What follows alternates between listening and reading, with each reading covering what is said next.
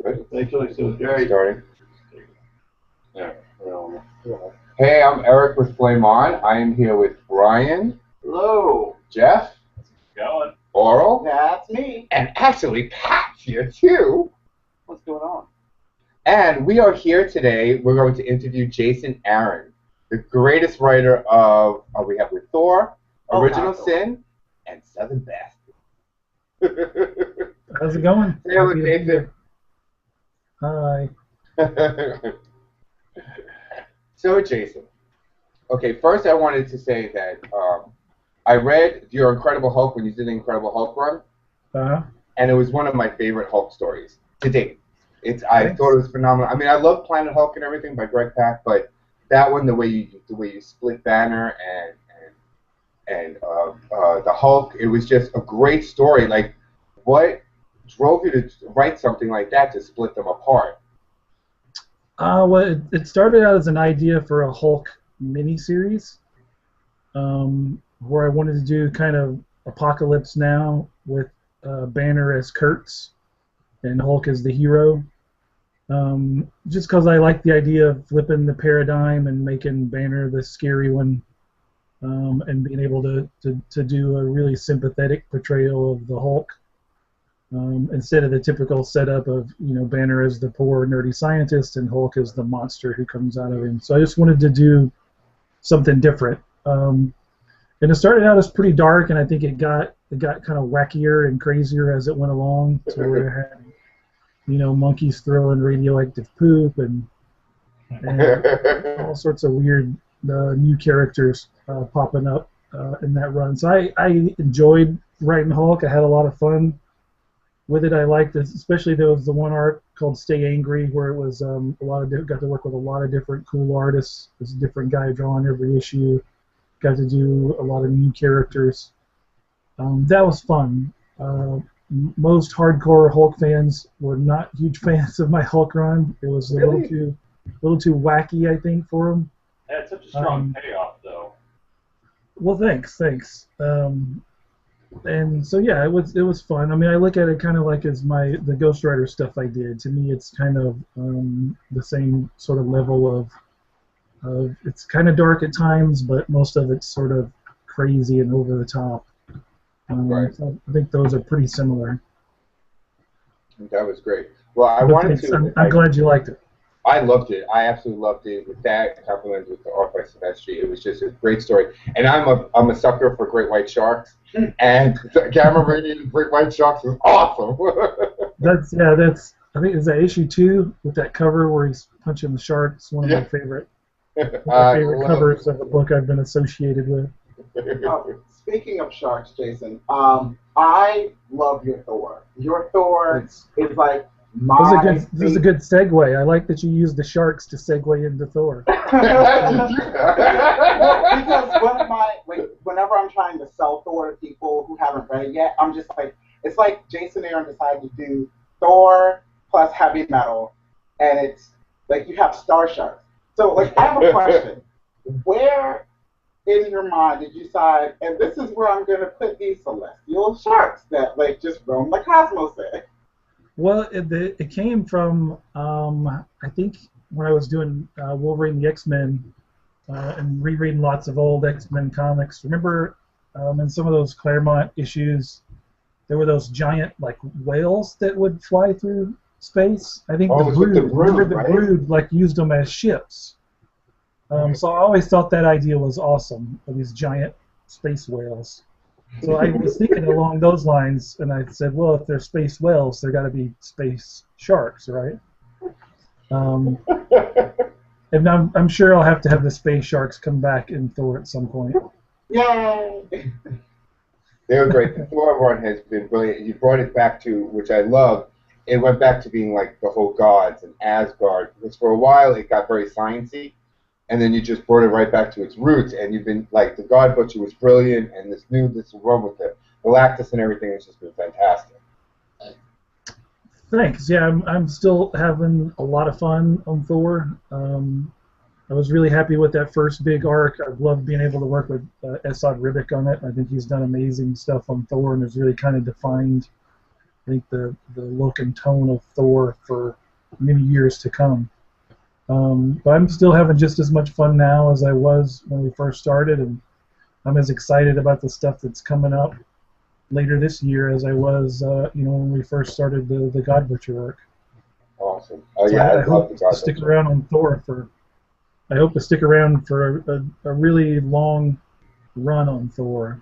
I mean, I've had my schedule kind of has gotten crazy this year, where I had to come off of Amazing X-Men, and I've been doing Original Sin, which is a big event book that ships twice a month, so that's been crazy, and I've got some other stuff coming up later, so I've had to kind of juggle things around, but through all that, I've clung tightly to Thor. I've actually turned down some other jobs because I knew if I took that job, it would mean I would probably have to give up Thor, in the near future. So I really desperately, like, they'll kind of have to just fire me off this book, basically. just pry it away from me and say, stop writing Thor. Because I really, I want to have, like, some big Thor omnibuses by the time I'm done. I want to have a big epic run on it. Oh, like you have with Wolverine, that big omnibus? Yeah, I had 2 omnibuses come out in one day, which is pretty cool. There's a big X-Men and a Punisher one, which is really awesome. I've never had a 2 omnibus day before, so that was great. That is right. I remember that day. Yeah, we got this huge omnibus. It was like one box. I'm like, why are there only 2 boxes? And I don't get those, for free. I don't get those comps of those from Marvel, like the big hardcover stuff. Get. So I have to go buy them myself. So that was like, I spent like $250 on myself that day. It felt kind of shameful. They look great on the And then I thought, well, I should probably buy copies of these for my mom, because my mom reads everything I do. But I was like, that's like $500. I'm going to spend $500 on myself today. I'm not worth that much. And here's volume 1, Mom. Right. So I had to wait a few weeks to buy them for her. Oh my God, that's awesome. Well, the whole Wolverine, Wolverine, you brought him to hell, which was a fan. I love that whole story arc with him. Now, now they're going to kill him again. Like, do you have any insight of like what they're going to do with this? I mean, you basically you killed him, and then brought him back, and now they're doing it again. Like, what's your whole?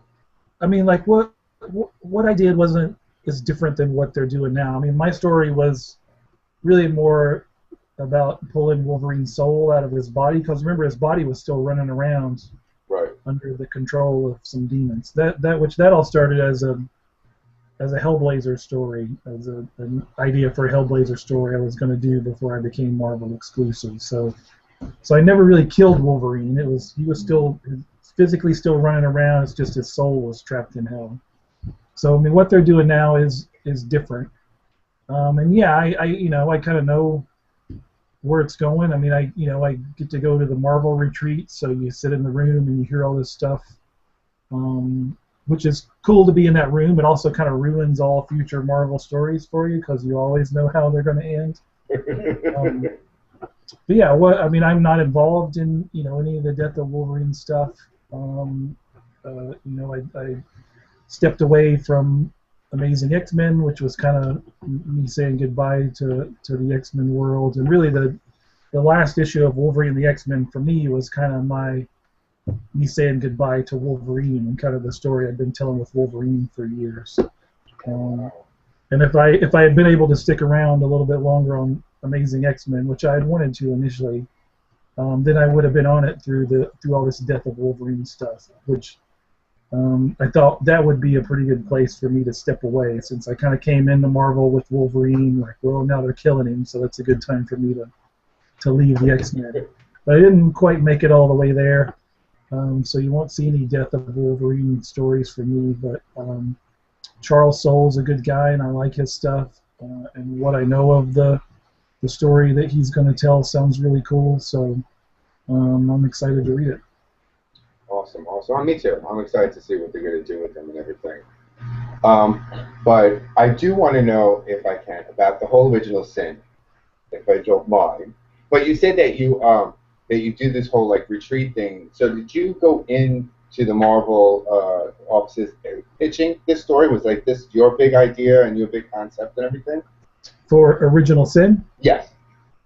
No, not really. Original Sin has kind of had a long history before it got to me. I think it started as an Alan Heinberg idea, and then at one point Ed Brubaker, I think Ed Brubaker was the one who came up with the idea of things starting with the death of the Watcher.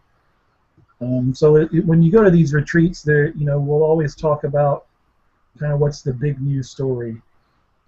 So we've got one coming up next month, and we'll be talking about what's our big new stuff for next year and beyond. So sometimes there are ideas that sort of come out of the ether, when you've got all these people in the room, and you may be something like, well, we don't want to do this idea right now, but it'll kind of float around, and it'll probably come back around, and eventually somebody will grab it. So Original Sin was one of those ideas that kind of floated around for a few different retreats. I remember us talking about it quite a bit back when we were doing retreats for Fear Itself. So it's been around for a while. It was just sort of the kernel of an idea, and it's, whenever there's that sort of kernel floating around, it's somebody has to at some point reach out and grab it and take ownership of it and figure it out. So it came up again at another retreat, last year, year before, I don't remember when, and kind of for the first time as we started to talk about, this is the idea of this is a murder mystery and things starting with the murder of the Watcher. That was the first time I really thought, you know what, I'd kind of like to write that. So I just raised my hand. At one point, Joe Casada literally looked to the room and says, does anybody want to try to tackle this? And I said, yeah, I'll do that. And here I am. So, it's still, the story is still mine, everything from there. It's kind of that kernel of the idea of the death of the Watcher and the secrets that spring out because of that. But I kind of had to figure out everything else, which is always cool. I've done a couple of stories like that at Marvel. Sometimes it's all you. Like you walk in and say, I want to do this. And they say, okay. Sometimes it's, an editor will come to you, like Axel Alonso came to me a few different times when I was doing Wolverine. One was when I did the Get Mystique storyline. And he just came to me and said, all right, Wolverine chasing after Mystique for 4 issues. And I was like, okay. Or he came to me when I did Black Panther and said, Skrulls invading Wakanda for 3 issues. And I was like, got it. So it's cool sometimes when you get those, an editor brings you something and you got to figure it out, and that's kind of what Original Sin was. But I did. There was no outline from Alan or Ed. I have no idea what the story would have been like if those guys had written it. But I'm really happy with what I was able to put together. I really like that platform, that that kernel of an idea that was floating around. And I'm really happy with the story I've been able to tell from that. And people really seem to be digging it, which is cool. I have no idea what to expect. I've intentionally stayed off message boards. I didn't read reviews. I didn't want to read people speculating about who the killer was or who did this, so I kind of stayed away from all that. But all the stuff that's found its way to me has been really gratifying. People seem to have gotten into it, and it's a weird story. Once the issue 2, when the orb shows up, you kind of know like this is pretty crazy, right? But I think by the time it's done, like if you looked at all the stuff I've written for Marvel, and you thought like, what would it be like if this guy wrote one of the Marvel events? Well, this is exactly what it would be like. It would be dark. It would have the Punisher in it. It would have Orb in it. It would have all the kind of stuff I've done in, all my different books for Marvel over the course of 8-9 years now, however long I've been there. Every time I read an issue of Original Sin, I'm just like, okay, I think I've got it. God damn it, Jason Aaron! It's another goddamn red herring! You got me! Well, good. That's the. I didn't want to do one of those kind of cheap mysteries where it's all just about yanking the rug out from under you. Mm-hmm. It's still, even if you figure out who the killer is, you know, in issue 1. Like, it shouldn't matter. You should still be able to enjoy the story along the way. You know, it's not just about the plot. So spoilers, if you read some spoilers, it shouldn't really matter. You should still want to know, like, well, how does that play out? You know, it's not just about the answers to the mysteries. Right. Well, you did, and spoilers for anybody who hasn't read issue 4 that dropped. Yeah, shame on you. Yeah. But in issue 4, you did that big reveal about Nick Fury, and that was just brilliant. Like, what was your reason behind doing that with Nick and making him that, like, little old man? Well, I can't really say anything without spoiling issue 5. Like, you just have to. Yeah, I tried. I mean, this is a book the interviews I've done about Original Sin are pretty easy because most of the questions I just can't answer. I'd say, I can't tell you that. Yeah, I tried. But I thought it was really cool how you had him, like, all of a sudden the door opens up and, like, this little old man comes out. And all of a sudden, it all makes sense. For me, you know, it just all synced that, wow, it's like all these life model decoys have been the young Nick Fury through all this time. It explains for me why his son is about almost the same age that we were led to believe. And it just worked, you know, seeing it happen. Thanks, but you're still making some assumptions there that may not prove to be true. I know. You'll have to go, just call me a message board. Issue 5 will answer some questions while raising others, just like most of the issues so far. Issue 5 is called The Secret History of Nicholas J. Fury, so it fills in some things we didn't know about Nick Fury. It fills in a part of his history that we've never seen before.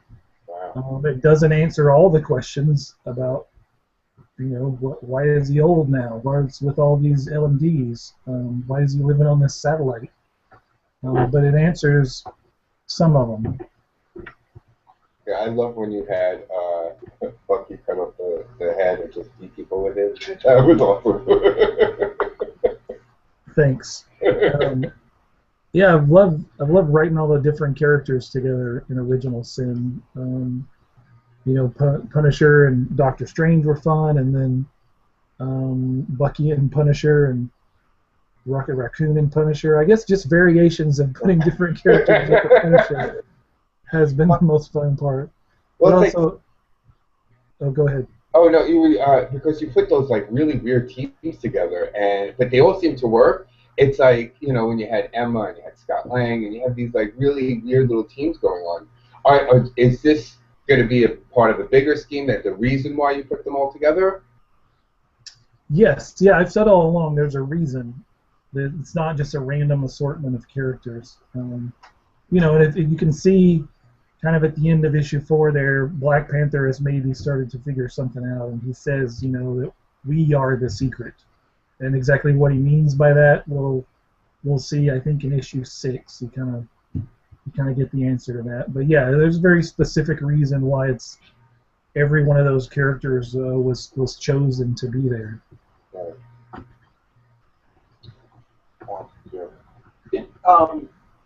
There, I will have one. Yeah. Okay, so I got to know, since I was a huge fan of your run on Ghost Rider, what has been the hardest character for you to step away from? Whether it be like potential stories you had brewing that you didn't end up getting a chance to do, or just, you know, having just a real affinity for a character. What's been the hardest one that you've had to say, yeah, I had a big plan, but I have other things I need to do or I want to do, so this has to kind of pay a price? That's a good question. I haven't had too much of that. I mean, things always change, you know. And just kind of the nature of the business that things get shuffled and you think, well, I think I've got 24 issues on this book, and no, you've got 12, and no, you've got 8, or no, you've got 47. You know, things always kind of... Well, like Ghost Rider, I know you had the main series, and then you got the chance to come back and do that little mini-series, that kind of final run, which was fantastic. So it was almost like you had a little bit more of a chance to kind of wrap things up than you did with just the regular series by itself.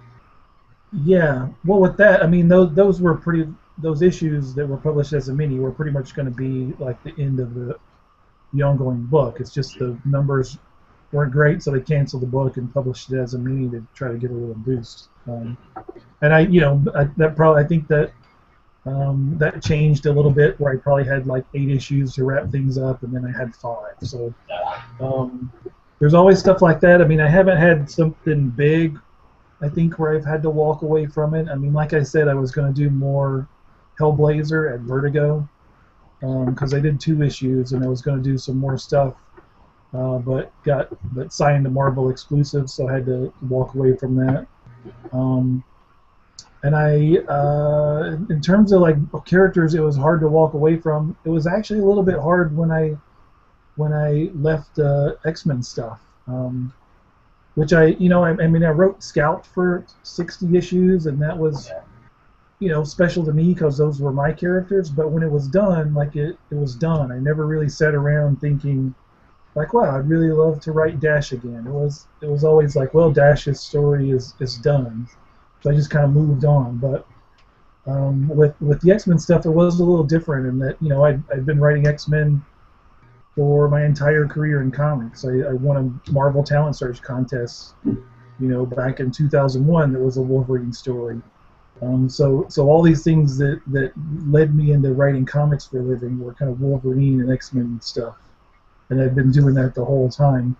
So when I wrapped up Wolverine the X-Men, and then I had to step away from Amazing X-Men, it was honestly like kind of weird for a couple of days, where I just realized like, oh, I'm not involved with like deciding the direction of Wolverine anymore, or these X-Men characters, and other people will continue to do that. Like, it's not just because I'm not writing Wolverine anymore, they're not going to stop publishing Wolverine. They're going to keep doing it. You get to become an appreciator from that point on. Right. So that is a little weird. It is a little bit like, seeing your old girlfriend, like pictures of your old girlfriend with somebody else, or your boyfriend. And it's like, well, they look great, but I don't really want to see this, So I was like, for like 2 days I was like that, and then I was like over it. So, I've enjoyed Latour's take on Wolverine and the X-Men. I'm excited about the Death of Wolverine stuff. So now I can go back to just being a fan of that stuff again. Yeah. Right. Did you choose Latour to like pick up Wolverine and the X-Men after you leaving? No. Well, I mean, it's not like it was my decision that I get to choose those things. Nick Lowe and I had talked a lot about Latour, and Latour had already done some stuff for Nick. But no, I mean, that was all up to Nick Lowe. I think I told him he probably asked me at one point like who I might like to see, and I think Latour and Dennis Hopeless were probably the 2 guys that I named, who are both friends of mine. But yeah, that was all up to him. Because Latour is really his Wolverine and the X-Men still has your feel, which is great. That it's not losing your momentum, which I'm really happy about. Yeah, I mean, I like that it's there's a lot of the Grant Morrison stuff in his, which there was a lot of that in mine. There's kind of some of mine in his, but then there's a whole lot of Latour. So it does feel like it's not him trying to do the same thing I was doing. It's him very much, taking the ball and running with it, and kind of taking these characters to new places. So the stuff he's got coming up that I've heard about sounds super cool. Some of it kind of makes me jealous, to where I'm like, damn it, why didn't I think of that? That's a great idea. But yeah, I've enjoyed reading that book, and it was hard to let those kids go too. That was the other thing. I mean, even more than Wolverine, like I really loved writing those kids at the school. So that was a book where I had long plans. I had plans stretching for a couple of years, and we did 40 something issues, but in the span of like 2 years. So we really churned out a lot of issues, which can kind of burn you out when you do that much in that short a time. So I initially had big plans for a lot of other stuff I wanted to do, but just the way things sort of, again, my schedule changed and some things popped up, I had to let that go. So it was hard to walk away from the kids. I could have written those kids for a few more years. Right. Yeah, you did great development with them. But we do have a question. What would you call Wolverine the X-Men after Wolverine's dead? Well, there's already answers to that question. Trust me, like they've already figured all that out. So I don't want to spoil it. I mean, because what would you call it? What would you call it? Well, I don't want to say. I mean, I think what they're going to do is kind of the natural thing that you should do. So yeah, I'll just say that. Okay. It's so tight-lipped. I know. I will say, not going to do the Deadpool and fill in random characters that they did with Deadpool and Cable, because that would be, you know, fun. Sure. You can put Deadpool anywhere, right? Dr. Voodoo and the X-Men. I will say that my original plan for Wolverine the X-Men was that I would do that book for a few years, and then eventually spin out of that a kind of me doing my New Teen Titans book, because I'm a huge New Teen Titans fan, like the old Wolfman Perez New Teen Titans. That was kind of the first book that made me a comic book fan. It was the first book where I was like, oh, I want to read that every month. So initially the plan for Wolverine the X-Men is that I would have these kids in school, and eventually, you know, quit Inquire, and some of them would leave to become, you know, my X-Men version of the New Teen Titans. So I'd do a teen superhero book, and that was going to be called New X-Men. But yeah, obviously that we never got to that. Oh, wow. I know. You just shattered everything. Well, you know, there's nothing that says I can't come back some other time and still do that book. So, you know, somewhere down the line, who knows? I still love the New Teen Titans. If I can't write the actual Teen Titans at DC, then I'll come up with like the next best thing and do some Titans X-Men amalgam. Right. So who knows? That may still happen someday. They live in a tower that's just an X. Right. That's not a bad idea. Awesome. I've always loved that about the Titans, that they lived in a giant T. It's a giant glass T. In the middle of on an island right by Manhattan. Right. You can always find where the Titans live. That was awesome. So, you're working with Thor now with Southern Bastards, right? Yep. So, like, the whole Southern Bastards, that's been a really crazy book. That has been a crazy book. So, what, like, you did, for me, when I read them, the 2 issues, and 3 drops this Wednesday? This Wednesday. It felt a lot of, like, the way you were writing Scalp. It had that kind of a feel to it, that darkness to it. Like, did you kind of have that same kind of mentality when you were writing it, or? Yes. Yeah. I mean, the beginning of the ideas for Southern Bastards started as a Scalps story, or it was like a character from Scalps, and kind of grew into something else. But I think doing it with Latour changes it. Then, you know, if I done it with somebody else, I think it's kind of quirkier, because he's a quirkier guy. He's a funny guy, so I think he's always looking to sneak moments of humor into it. Just go through the 3 issues of Southern Bastards that will be out so far, and count how many cartoon characters there are in the book. There's a surprising number of cartoon characters, whether it's a T-shirt or an ice cooler or a logo. He loves putting cartoon characters in there. So to me, it has a different tone than Scalp. I think it's dark, sure, but hopefully not quite as dark. A little bit quirkier, a little bit funnier. I think that's what we're going for. And the other thing about Southern Bastards is that I don't want to say too much, but this first arc of the book is really kind of the pilot episode. So take it all together as the pilot episode. So it's really only once you read that entire arc do you really know what the book is about. By the time you get to the end of issue 4, you start to see, okay, this is where it's headed. Yeah. You know, Eric and I, of course, work at a comic book store, and we have a customer, one of my favorites, who's from Alabama. And the first time he had picked up a comic book, I think it was one of yours, and you mentioned something about Alabama. He's like, what does he know about from Alabama? I'm just like, Jason Aaron's from the South. And one of his favorite parts was that line is like, wow, we haven't seen you in town. They're like, when has it been? 40 years since the day we put your daddy in the ground? I'm like, that's fantastic. He's like, this is my life. Jason Aaron's fighting my life. Well, that's good to hear. Yeah, I mean, the research I did for Southern Bastards was living in Alabama for 20 or almost 30 years of my life. So yeah, I mean, it's about where I grew up. I grew up in a very rural, very country area on a dead-end road that's now named after my grandfather, who was a Baptist preacher and a coal miner. So that's pretty country,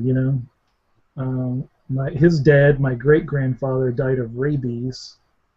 And his dad, my great-great-grandfather, stabbed a guy to death in an argument over some sheep.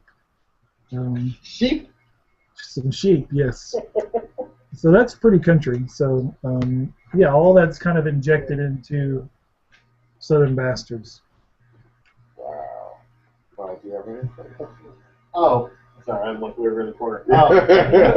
I do want to say I noticed in one of the things I read about you, you're Southern Baptist or a former Southern Baptist. And being a former Southern Baptist myself, I do feel like your writing has that sense of an appreciation for religion that comes from having the faith at one point, but also that kind of realization that there's some bad stuff that goes with it. And what I love about Southern Bastards is I feel like it kind of perfectly encapsulates that sense of looking back at your church days and just going, wow, I made it out of there, but but yet also respecting some of the good that comes from that stuff. So. Sure, yeah. I mean, I'm glad it reads like that. Yeah, I grew up in Alabama, so pretty much anybody who grows up there, you grow up in the church. I grew up in the Baptist church. So it was only once I got to college that, I started to look at some things, and I was like, well, I don't know if I believe that, and I don't know if I believe that part. And then ultimately, I had an epiphany where I was like, I don't think I believe any of this,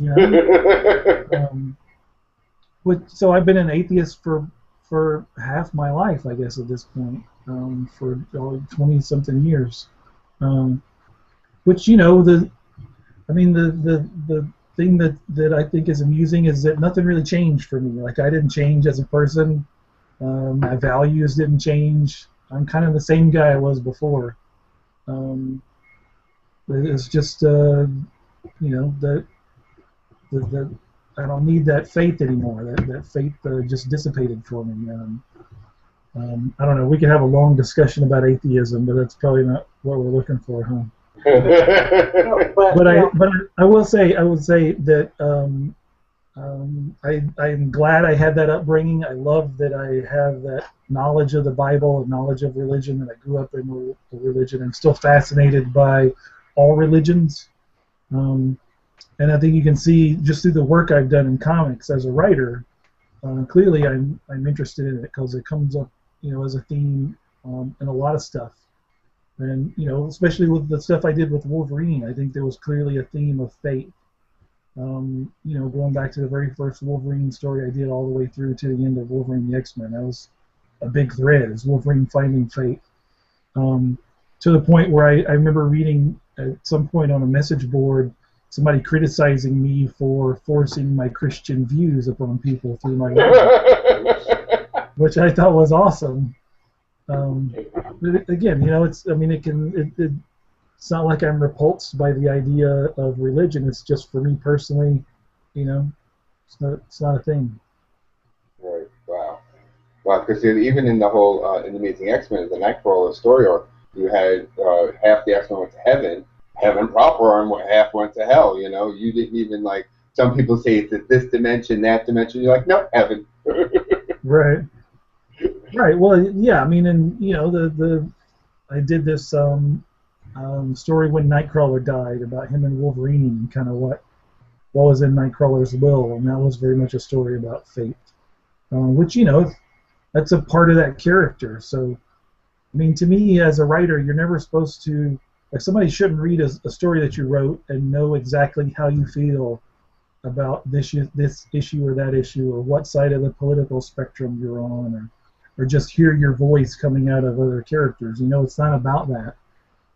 It's about writing those characters and telling specific stories. So, you know, I like the fact that I don't think all my stuff reads the same. I don't think I've got one voice that you hear in every single story, or I hope not, because I certainly don't want to. I mean, I want everything to kind of be in service of that story or of those characters. And it doesn't matter if I'm an atheist or a Christian or whatever. Like, I should be able to write the characters as the characters. Right, and you do a beautiful job. Everybody has their own personality, their own lives and everything, and you develop that beautifully. I do want to say something that I remember when I first worked at a comic shop. It was the first weekend I was working there, and you were the first guest. You were the first party I ever worked. And there was a moment toward the end of the night, everybody was pretty liquored up, like they are at a comic shop. And you were standing by me, and guys were making out with guys, and girls were making out with girls. And you turned to me and you said, Eric, to the gay guy, you were the straightest one here. Did I say that? You said that, and to this day, I've never forgotten that. That's where that comes from? That's where that comes from. Jason Aaron's the one who said it. I never, because it was just, you know how Mike was. Mike had everybody making out with everybody, and I was terrified, right. And you were standing by me. Yes, yeah, when Mike and Aaron were together, it was always something. I've never done signings anywhere else quite like the ones I've done at the comic shop. It's always been a good time. I've been there 3 times, I think. Yeah. 3 times. Yeah, I've been there 3 times. I was convinced the first time they invited me down, it was only because the guys who owned the store were named Jason and Aaron. They invited me as a joke. But I've been back twice since, so I guess not. Yeah, and I love that shop. I contributed money to their Geek Easy expansion thing the other day, so I joined the Mug Club. So yeah. even though I make it down like once every 3 years, I expect to see my mug. Yeah, expect to see my mug hanging up for me when I get there. Oh, that's awesome! Thank you so much for that. When I did wanted to say, okay, there's only one thing now. Would you ever go back? Can you go back to DC? Would you ever consider going back to DC? Because I would love. Obviously, we'd like to write the Teen Titans, but would you ever consider going back? Sure. I mean, who knows? I mean, I would never say never. Like, comics is a really small industry. I always feel like you never want to burn a bridge with anybody. Right. So yeah, I mean, I have no ill will towards DC or no bad feelings about my the stuff I did there. I mean, I only did one book really for the DCU. I did one Joker's Asylum one-shot, a Penguin story. It was the only DCU thing I ever did. So most of my stuff was at Vertigo, and I had a tremendous time at Vertigo. I wouldn't be in comics at all if it wasn't for Will Dennis and Karen Berger at Vertigo. Wow. And for me, really, I like as a fan, as a kid, I grew up as a DC kid, so it was all that DC stuff in the '80s that made me a comic book fan. New Teen Titans, Alan Moore Swamp Thing, books like Atari Force, if you remember Atari Force. Oh God, yeah. Blue Devil, I loved Blue Devil. And then. Dark Knight Returns and Watchmen. I was a big fan of all that stuff. Really, I think before, I became a big fan of the X-Men or anything Marvel. So it all kind of started for me with DC. So someday, who knows? I mean, I'm very happy at Marvel. I just, re-upped on my exclusive for the 3rd time. Wow. Like a year ago. So I'll be, at Marvel exclusive for another 2 years at least, and And at that point, who knows? Maybe I'll want to re-sign with Marvel, or maybe not. I don't know. You know, I'm very happy with the people I work with. I have a lot of faith in Axel Alonso as editor-in-chief, and I love working under Tom Brevoort. So I have no complaints where I'm at right now. But who knows? You never know where things will take you. Right. Yeah, I would love to see some more of DC. Because I remember reading that Penguin, and I love that one shot. That you put a heart and soul to the Penguin, which was like mind-blowing to me. Thanks. Yeah, that was a lot of fun. I got to write Batman for one panel. So how was that? It was great. You had one line, I think. That's awesome. Well, I think we're going to wrap this up. Jason, thank you so much for partaking and letting us interview you. I really appreciate it. And it's awesome, and I guess I'll see you in 3 years? About 2 years? Yeah, maybe not 3. I was just there when I was there last year, right? Yes. Yeah. So yeah, I'll have to try to make it back soon. Well, once we get all the mugs and everything, and you know. Exactly. Yeah, I don't want to see anybody drinking out of my mug. You know, Aaron will. Yeah. Hopefully, drink out of it is the only thing he does.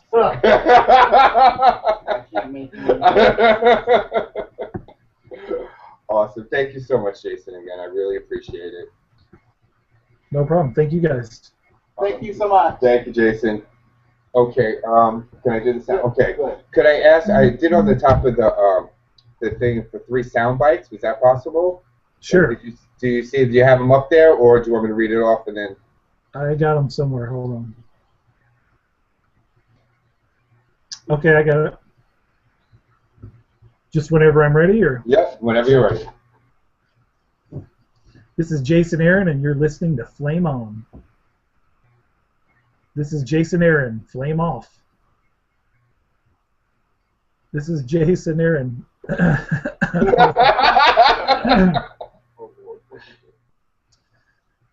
This is Jason Aaron, writer of Thor and Southern Bastards, and you're watching Bath Time with Eric. Thank you, Jason. Thank you. There's no bath time. That's false advertising. Well, they're blackmail is what that is. Oh, no, you'll see. I'll tag you in it. Oh, great. Put a picture in there with them. Is that a separate show? Do you do a separate bath time show? That's my little thing I do, bath time. I'll tag you in it, and I'll have the picture of me giving you a kiss at Heroes Gone last year. Right, that's right. All right, Jason. Thank you so much again. I really appreciate it. No sweat. Thanks for having me. Thanks. See ya. See you, Jason. Bye.